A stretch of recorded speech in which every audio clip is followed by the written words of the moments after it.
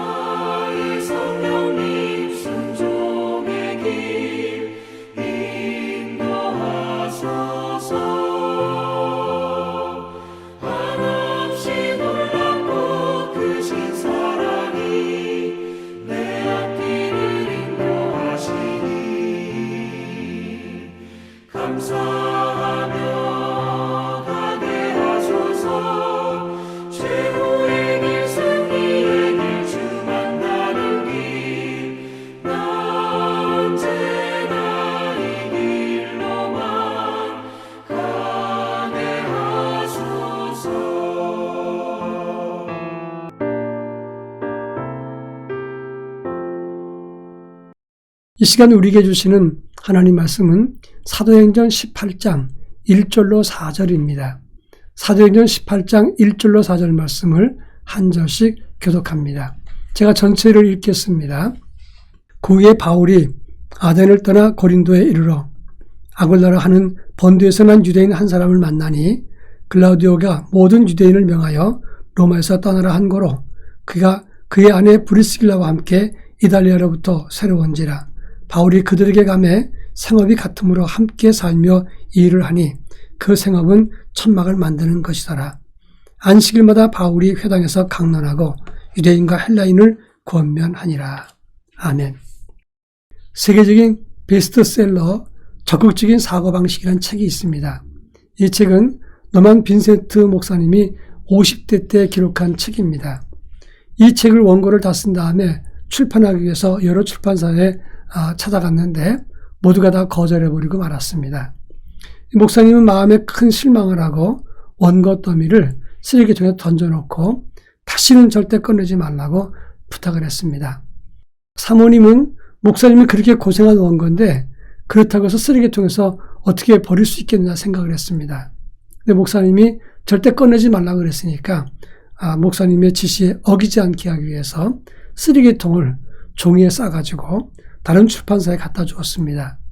그 출판사 직원들이 그걸 읽더니 참 좋은 원고라, 출판하자. 그래서 출판해서 나온 책이 적극적인 사고방식이라는 책인데 그 책은 전 세계에서 3천만 부 이상이 팔린 세계적인 베스트셀러가 되었다고 하는 것입니다. 남편을 지혜롭게 협력해서 세계적인 책이 나오게 됐다. 이렇게 말할 수 있습니다. 오늘 우리가 읽은 본문의 말씀은 바울의 동역자였던 아골라 브리스길라에 관한 기록입니다. 그들의 AD 49년 로마 글라우디오 황제 때 유대인들은 로마를 떠나라 이런 명령 때문에 로마에서 고린도로 이사를 했습니다. 그때 고린도에 왔던 바울을 만나서 함께 살면서 천막 짓는 일을 하다가 복음의 협력자가 되었다고 하는 것입니다. 이들이 어떻게 섬김과 나눔과 사랑을 실천했는가 하는 것을 함께 살펴보겠습니다. 먼저 3절에 보면 생업이 같음으로 함께 살며 일을 하니 그 생업은 천막을 만드는 것이라 그랬습니다. 바울은 유대인의 직업교육을 받았습니다. 그렇지만 그는 전도자였고 학자였습니다. 천막을 만드는 것은 힘든 노동의 일이었기 때문에 대단히 힘들었을 것입니다. 그런데 함께 살았던 이 브리스길라와 아굴라도 열심히 함께 노동을 하면서 한 집에 살았습니다. 여러분 함께 산다면 누가 제일 불편하겠습니까? 제일 힘든 것은 브리스길라일 것입니다. 이 브리스길라는 본래 이름이 브리스가입니다. 그런데 그 여인은 로마의 귀족 출신이라고도 합니다. 남편을 돕고 함께 사는 바울도 돕고 4절에 보면 집에서 교회를 시작했는데 노동도 하고 살림도 하고 교회를 섬기고 그렇다면 주일을 하는 여성으로서 얼마나 많은 수고를 했겠냐 하는 것입니다. 노동도 해야 되고 또 가정일도 돌봐야 되고 빨래도 해야 되고 음식도 장만하고 하나님의 교회도 섬겨야 된다 하는 것입니다. 오늘날 교회도 마찬가지죠.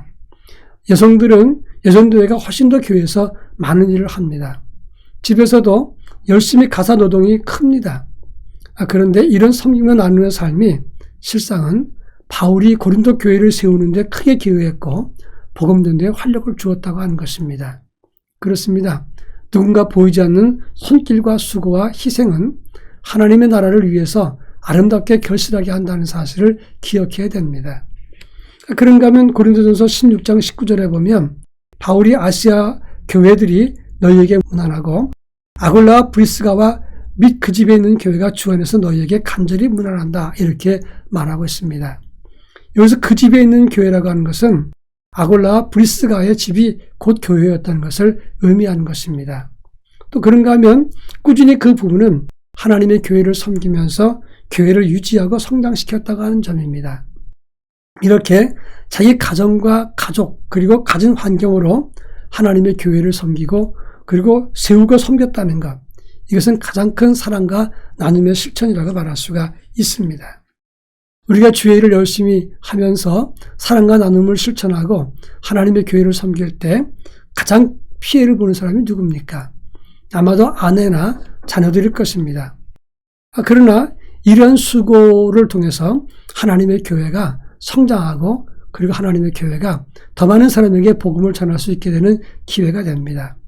이들은 이렇게 나름대로 하나님의 교회를 세우고 또 섬기는 일에 애썼기 때문에 성경책에 이름이 기록되는 복된 은혜를 누렸다 말할 수 있겠습니다. 그러면 마지막으로 로마서 16장 4절에 보면 브리스가와 아골라에 대해서 이렇게 말합니다. 저희는 내 목숨을 위해서 자기 목이라도 내어놓았으니 나뿐 아니라 모든 교회도 저희에게 감사하느니라 이렇게 말했습니다. 이 말은 브리스가와 아골라가 섬김과 나눔 사랑의 실천을 위해서 최선을 다했던 사람이었다는 것을 말합니다. 자기의 목숨까지도 아낌없이 내어놨다. 그래서 모든 교회가 저들의 수고에 감사했다 하는 것입니다. 자기의 목이라도라고 하는 말은 사형 집행관에게 그 도끼에 자기 목을 내놓았다 이런 뜻이 되는 겁니다. 얼마나 위험한 일입니까? 그만큼 생명을 걸고 협력하고 도왔다는 것을 의미하는 것입니다. 1차 세계대전 당시에 미국 308대대가 독일군을 공격하다가 함정에 빠졌습니다. 완전히 포위가 되었는데 이제 무전을 해서 도와달라고 했을 때 포병부대가 대포를 쏴가지고 독일군을 제압했습니다. 그런데 그 포탄이 미군 위로 떨어집니다. 이제 미군들은 308대대는 독일군에 포위됐고 그 다음에 아군의 포탄에 다 괴멸될 수밖에 없는 상황이었습니다. 그때 연락할 수 있는 모든 길이 다 끊어졌습니다. 그때 이 통신 비둘기에다가 구조 요청을 해가지고 그 비둘기를 날려보냈습니다. 근데 독일군이 그 비둘기에게 총을 쏴서 다리가 부러지고 눈이 멀고 가슴에 총상을 입었습니다. 그러나 그 비둘기는 끝까지 최선을 다해서 이 다른 부대, 아군 부대에 알려서 이 308대대가 괴멸당하는 것을 미연에 막았다고 하는 것입니다. 여러분, 누군가 희생하면 누군가를 살릴 수 있습니다. 우리의 섬김과 나눔과 사랑의 실천은 섬기는 것에 그치는 것이 아니라 생명 살리는 데 쓰였다고 하는 것입니다. 우리도 하나님 나라 확장을 위해서 하나님의 교회를 세우고 누군가를 살리는 일에 우리의 섬김과 나눔을 실천해서 이 모든 일에 쓰임받기를 바랍니다. 다 같이 기도합니다. 주님 나라와 복음을 위해서 사랑과 나눔의 실천자가 되게 하옵소서. 기도하겠습니다.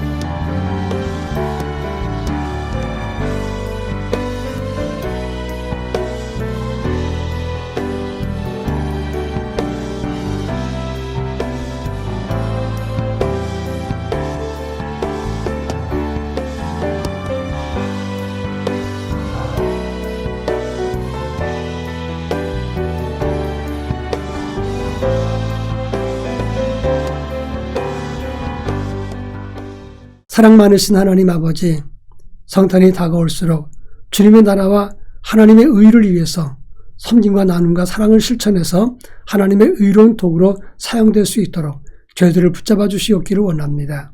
주님이 이 땅에 섬김과 나눔을 실천하게 오셨던 것처럼 저희들도 주의 사랑과 섬김과 나눔을 실천하게 하옵소서. 예수님의 이름으로 기도합니다. 아멘.